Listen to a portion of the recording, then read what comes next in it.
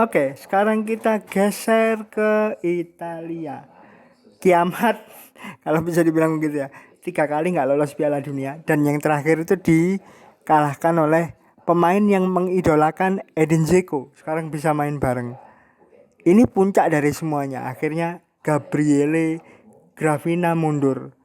Kalau Mas Rana melihat ini akumulasi dari nggak bisa mencari pelatih yang proper dan juga kualitas liganya itu seperti apa Mas? Karena kalau aku menilai kualitas liganya juga berperan. Nggak ada pemain-pemain lokal Italia yang dapat panggung di liganya sendiri gitu.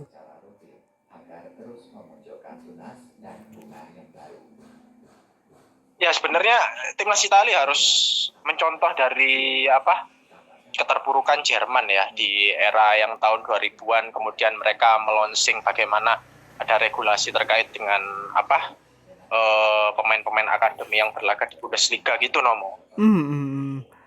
Maksudnya Itu kurang lebihnya mereka harus banyak berkaca dari situ. Dan kalau saya melihat juga kultur sepak bola Italia ini memang tidak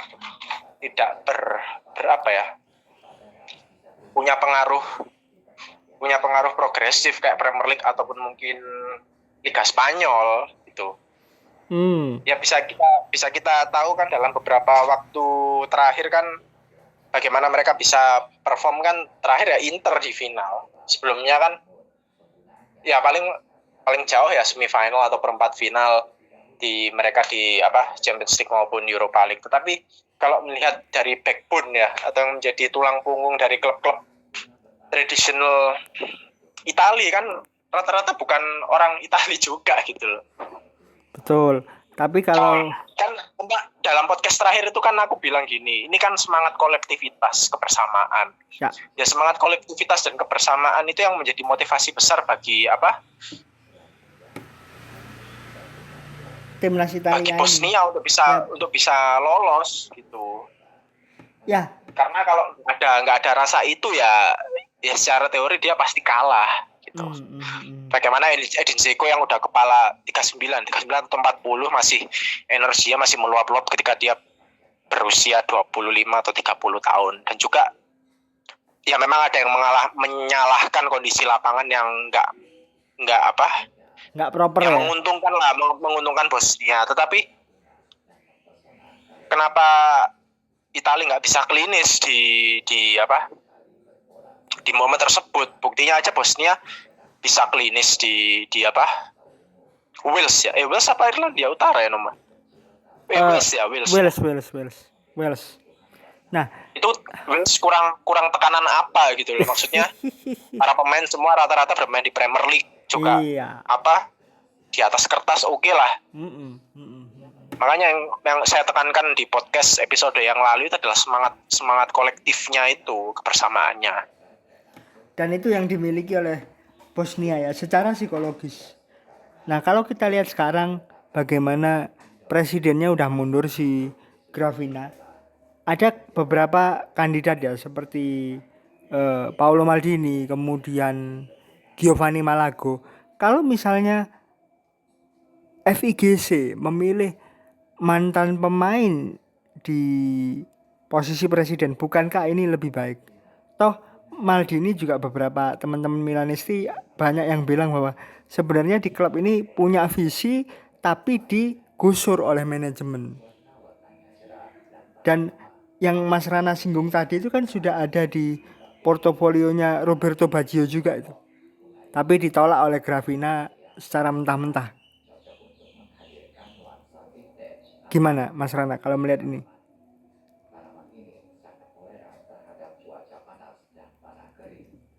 Halo?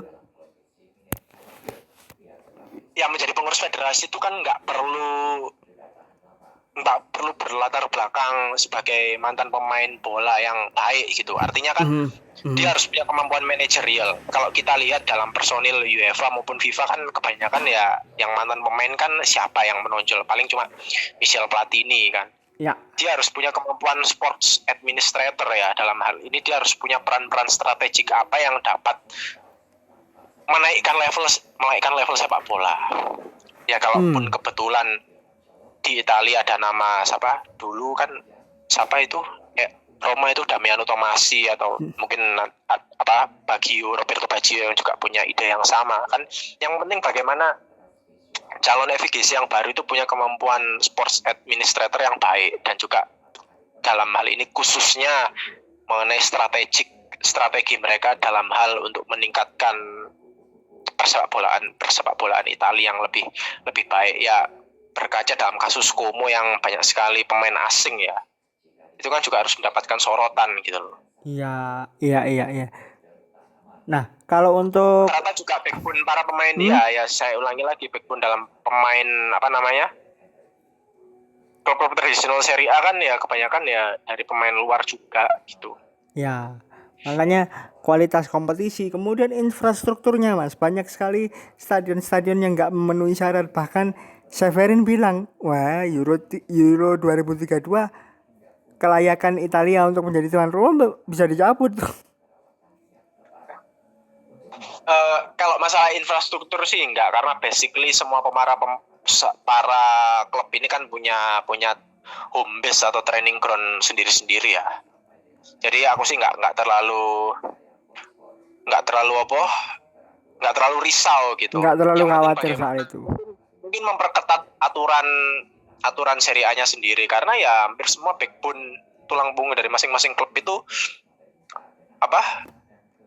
pemain asing semua gitu. Dan juga sebenarnya untuk regenerasi pelatih kan juga banyak kan, tapi ya contoh banyak yang di luar kan, kayak Roberto Mancini, terus siapa, Simone Inzaghi juga di luar, Vincenzo Montella, Carlo Ancelotti, siapa lagi Francesco Varioli, bahkan gitu. Atau mungkin Carlo Ancelotti setelah Piala Dunia ini untuk balik lagi ke timnas tidak apa-apa. Nah, tapi yang menarik adalah dari nama-nama kandidat yang sempat masuk ke list ya, tidak ada nama Carlo Ancelotti. Justru yang masuk adalah Massimiliano Allegri, kemudian mencoba mengembalikan Antonio Conte, memasukkan nama Simone Inzaghi, atau yang agak gila ini mencoba mengambil Pep Guardiola karena memanfaatkan situasi. Guardiola juga 2026-2027 adalah last chapter dia bersama City,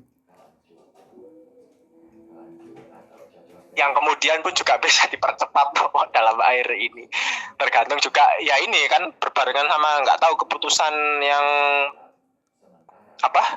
breaching itu, yang kasus 115 dakwaan itu, manipulasi laporan keuangan itu kan. Ya. Tapi kalau misalnya memasukkan nama Allegri ataupun Simone Inzaghi ataupun kembali lagi ke Conte, itu masih proper kah, masih reasonable kah?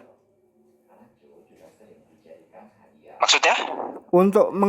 Untuk Allenatore kan sekarang masih caretaker ya istilahnya. Nah, kandidatnya kan ada Allegri, ada Inzaghi, ada Conte lagi gitu.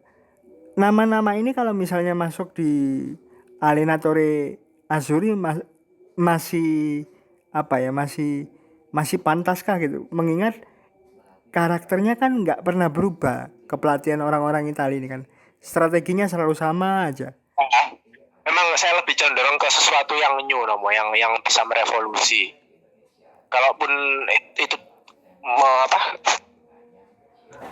Allenatore dari luar ya nggak masalah gitu loh. Kenapa nggak dicoba? Atau mungkin ya ini ide ekstrim mempromosikan Cesc Fabregas menjadi pelatih timnas gitu. Iya, perlu itu. Bahkan ya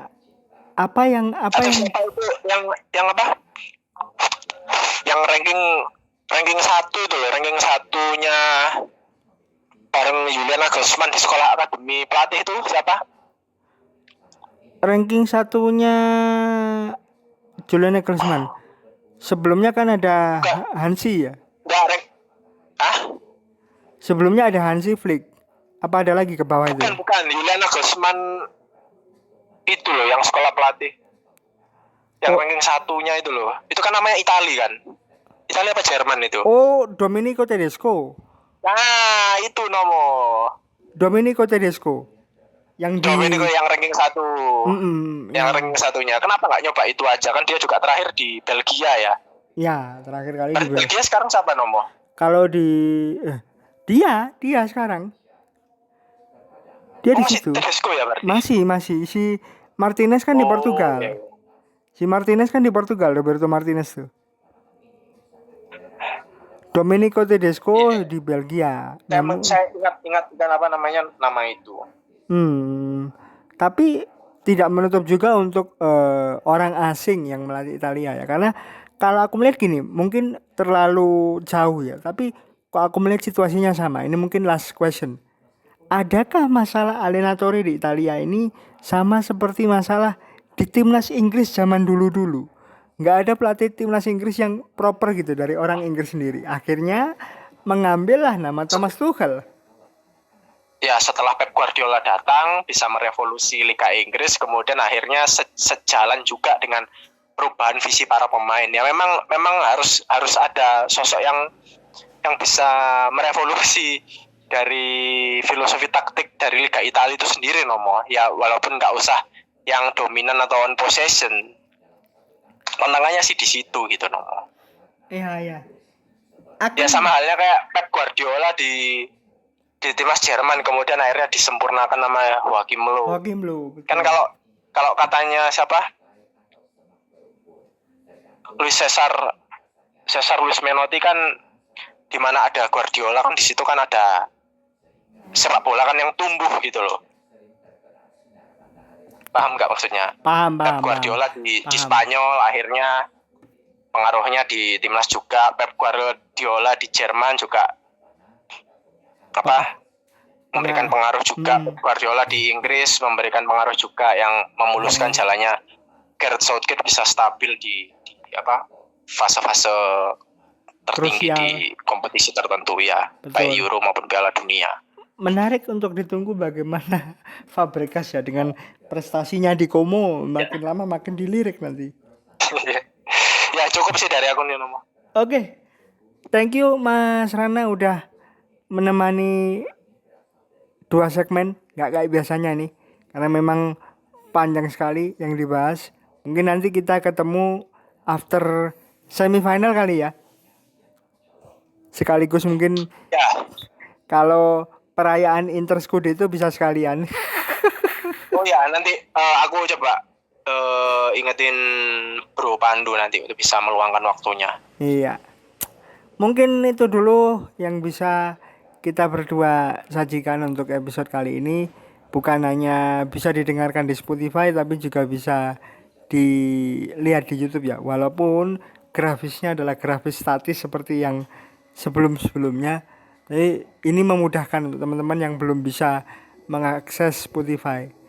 Terus support Trequartista Podcast di Spotify for Creator dan juga YouTube Musik. Dan juga jangan lupa subscribe channel YouTube Trequartista Podcast.